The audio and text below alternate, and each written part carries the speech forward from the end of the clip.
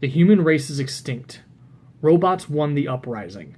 They now face extinction at the hands of supercomputers known as one-world intelligences that seek to incorporate the memories of all robots into a single sentient machine. This is the basis for C. Robert Cargill's wonderfully written novel set in the post-robot apocalypse, Sea of Rust.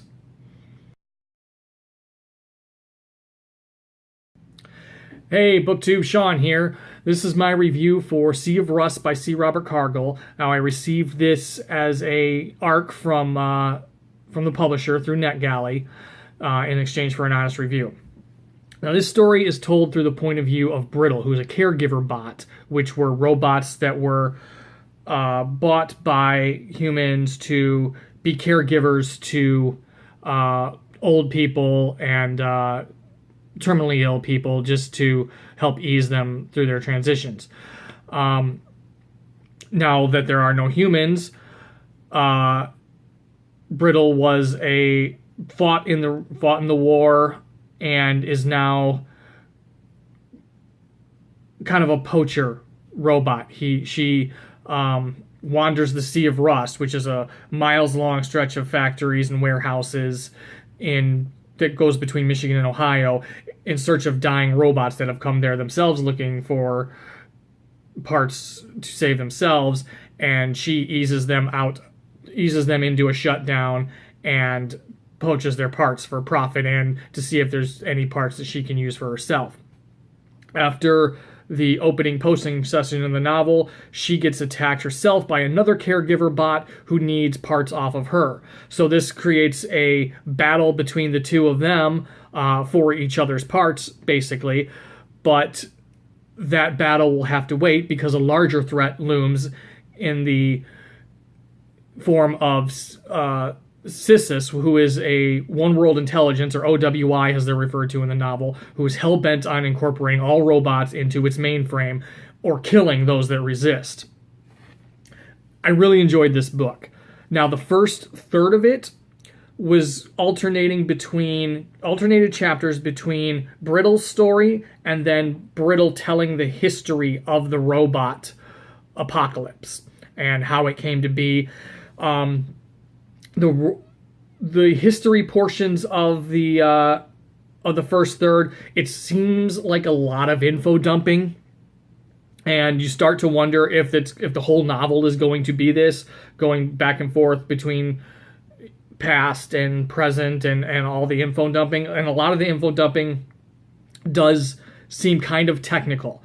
I myself have a degree in information technology, so I understood most of it, but I can definitely see where some readers, especially more casual science fiction readers, might struggle a little bit getting through that first third. But I assure you, make your way through that first third. The history portions end, and it starts focusing solely on the story, and all that history is important for later in the story. So if you're struggling, if you pick this up and you kind of feel like you're struggling through the first third, stick with it, because once that happens, the story really picks up and it becomes as touching as it is action-packed.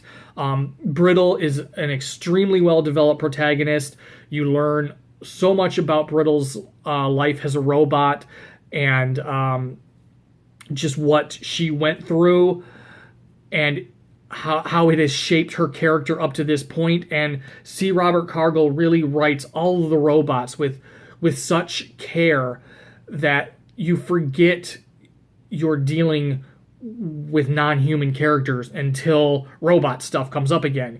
You're reading along and you just feel like you're reading about humans, and then robot stuff starts happening again. So it really takes what at the surface is just an action-packed robot war novel, and it becomes ultimately a deeper piece about what it really means to be human, and I really appreciated that in this novel. That's not to say I didn't have a few issues with the novel. I did. First of all, the chapters are numbered in binary code, which I think most people know is a series of ones and zeros that make up the letters and numbers that we use in the computer. It's the machine language that if we type an A or a 1, the computer turns that into a series of 1s and 0s so it knows what to do with it. So all the chapter numbers are these series of 1s and 0s. So, for example, chapter 3 is 1, 1, and chapter 4 is 1, 0, 0, which is the binary equivalent of those numbers. And then this got kind of confusing. Like I said, I have a degree in computer information systems and information technology, but I can't translate binary by sight. I can't look at a 4 and go, oh, I can't look at 1, 0, and 0 and go, oh, I'm on chapter 4. And I'm a kind of reader who likes to know what chapter I'm on. So when I see 1, 0, 1, 0, 0, 1, I can't even tell you right now because I just came up with that off the top of my head. I don't know what number or letter of that actually is in binary. So that got a little confusing as I got further into the book. I didn't know what chapter I was on, and that bothered me a little bit. So it was a cute little touch, and I get why he did it, but I didn't think it was entirely necessary. The other problem I had was sometimes some of the dialogue, especially when more than 2 robots were involved in the scene, sometimes it would switch. You'd think you were interested in a conversation between these 2 robots, but then another robot would say something, and it wasn't really designated who said what. So it got a little confused, and I had to reread a couple of dialogue sections so I could get the flow of the conversation. So, but overall, those ended up being really minor grievances. They didn't hinder my enjoyment of the story at all. I did really enjoy it, but they are a couple of things that I noticed while I was reading, and they did kind of bother me a little bit, but not enough to where I didn't enjoy the book because of them.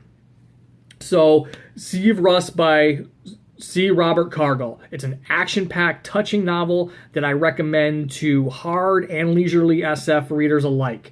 Right now, I don't know if this is a standalone novel or the first part of a series. I can see it going either way. It would definitely be just fine as a standalone novel, but the way it ends kind of leaves itself open to future novels in this world. And honestly, I'd love to see them, because I would definitely return to this world for another book. And that's it. That's my review for Sea of Rust by C. Robert Cargill. This comes out September 5th.